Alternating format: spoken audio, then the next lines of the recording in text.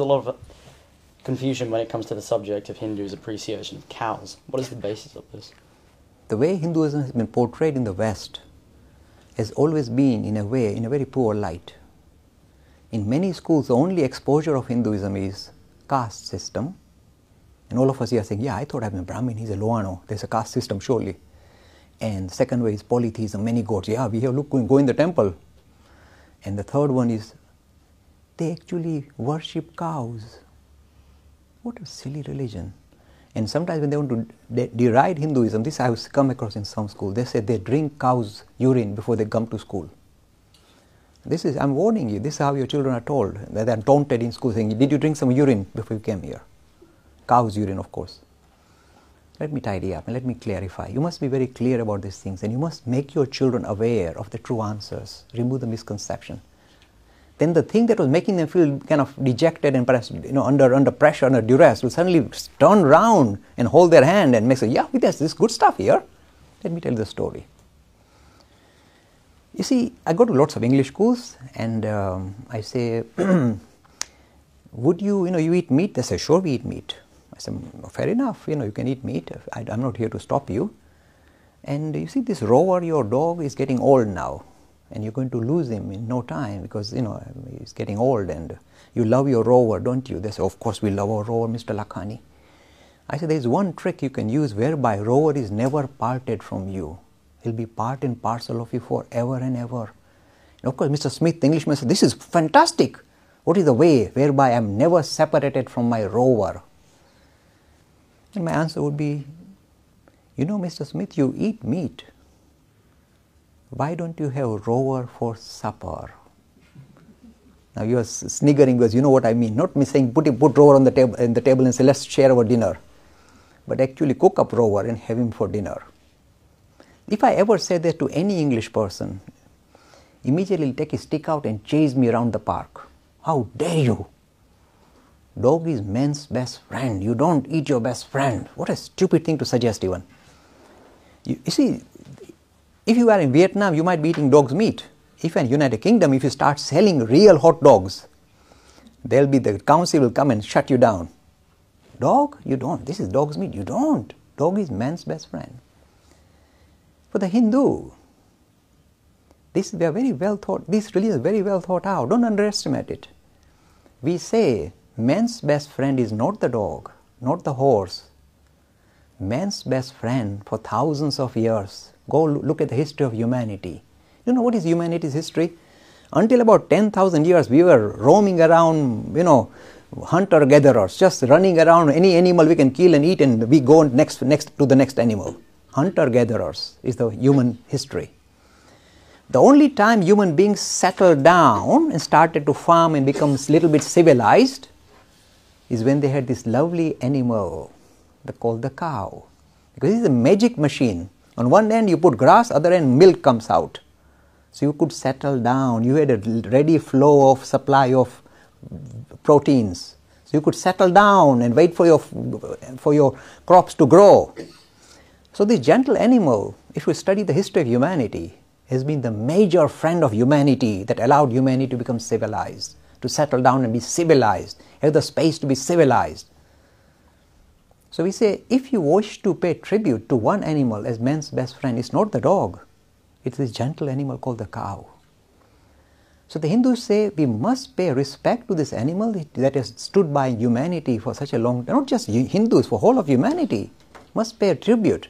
And some people say, but Mr. Lakhani, then the goats give milk as well, so shouldn't you? I say, fair enough, revere the goat as well, we don't mind. But somehow the cow has been the icon of an animal that stood by humanity. That's why it has been given this prominent position. The Hindus don't drag a cow in the temple and say, I worship you. Not that Hindu is allowed to do that, by the way. But the fact that they revere the animal, they respect the animal, because they in a way are paying tribute to what the animal has done for us. I'm guaranteeing you tell this to, of course I'm not very good advertisement for McDonald's, but this idea of revering this gentle animal for what it has done shows that we are truly, extending this, if you like, the idea of reverence for life into the animal kingdom. And the one animal that stands out saying, me first, is this gentle animal, the cow. So suddenly the holy cow suddenly becomes, oh, this is a lovely animal.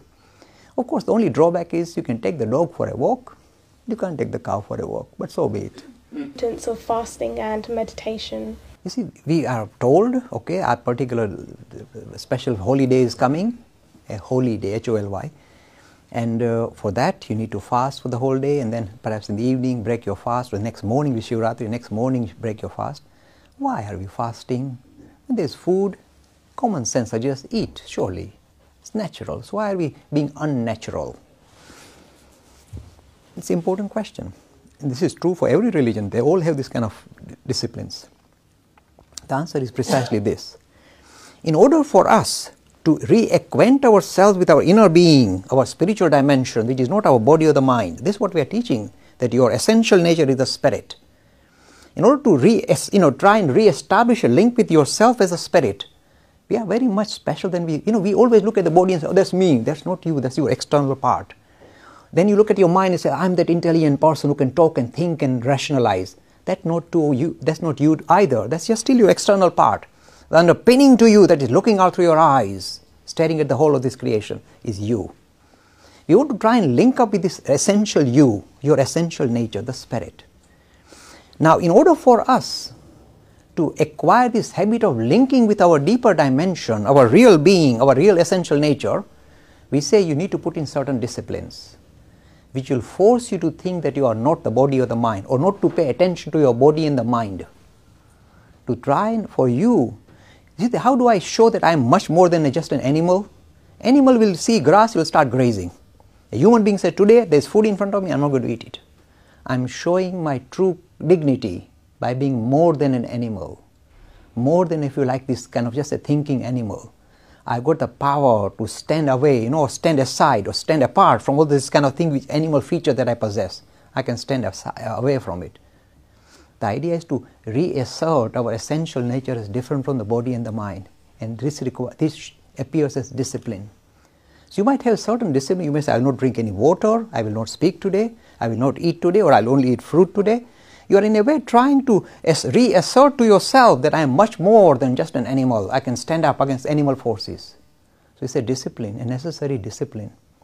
That is what we do. That is why we do the fasting, to show that we can stand apart from the animal kingdom.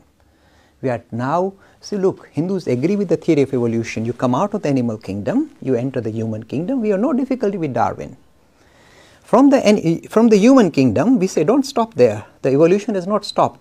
From the human, we want to aspire to the divine. There's something much more to us than meets the eye. So in order for us to now continue the journey from the human, from the animal to the human, from the human to the humane, to the divine, we need this discipline, dignity. I am much more than a body. So the bodily functions I can hold. Now the idea of meditation also is in a way a discipline. Because you are telling yourself that just as you can hold your body away from your food and say, no, I will not chase after food. In the same way, you will say, the mental vagaries of my mind, the thought waves that come, they keep kind of stealing me away, because your mind, the modulation of your mind in a way distracts you from your essential nature. So we say the modification of the mind, if I can hold them still, I can discern myself as different from the mind. Because we get caught up with what our mind tells us we are. We want to stand aside from that. Just as you want to stand aside from the idea that I am the body, you do through discipline of, say, fasting. In the same way, when you close your eyes and say, I am not the mind, forget about the body. You want to hold the body still, so that's forgotten, hopefully. But the mind gets in the way. And it throws up all the waves, all the thought waves, the desires, all ideas keep popping up. You're saying, now, I want to discern, I want to see that I am different from the mind. That's the idea of meditation. So you are trying to discipline the mind now. The first discipline is trying to discipline the body or of your physical needs. The second is to discipline your mind. You asked me such a lovely question, my daughter. Because if you can stand aside from your body and the mind, you rediscover your essential nature as the spirit, Atman. You are that. And you have lost track of that. That is why we are struggling in the human condition. And the resolution of the human condition is to rediscover our essential nature as the spirit. Look, I must say this. What is the heart of Hinduism? It's not just believing in God, cracking coconuts, doing liturgy. The heart of Hinduism is to experience this thing called religion for ourselves. Don't just believe and sit on the sideline. experience what you are talking about. Suppose there is a spirit underpinning, there is something special about this world. What is it? I want to come face to face with it. And these disciplines in a way allow us to regain.